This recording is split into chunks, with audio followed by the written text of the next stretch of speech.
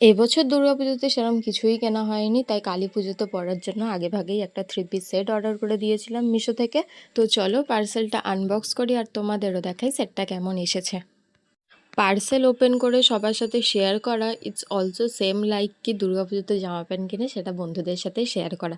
খুবই ভালো লাগে আমি কি জামা কিনেছি তাকে দেখানো, সে কি জামা কিনেছে আমাকে দেখানো, এবং দুজনের টিউনিং করা কি কোন দিন কে কি পরবি।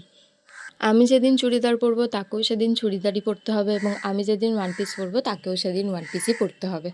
কথা বলতে বলতে আমি জামাটাকে প্যাকেট থেকে বারও করে নিয়েছিলাম। ফার্স্টেই ছিল এর ওড়নাটা ছিল হালকা নীল কালারের এবং ডিপ নীল দিয়ে ফুল ফুল করে ডিজাইন করা। তারপরেই ছিল এর কুর্তিটাতে গলার কাছে জরির কাজ ছিল খুবই সুন্দর, আর হাতেতেও পাড়ের কাছে জরিরই কাজ ছিল। আর প্যান্টটা তো সিম্পলই ছিল, হোয়াইট লেগ প্যান্ট ছিল, ডিপ নীল কালারের ছিল, খুবই সুন্দর লাগছিল। এর সাইজ আমি অর্ডার করেছিলাম এম, আর এর প্রাইস নিয়েছিল হচ্ছে 476। এর কাপড়টা ছিল মনে হয় রিয়ন কাপড়ের।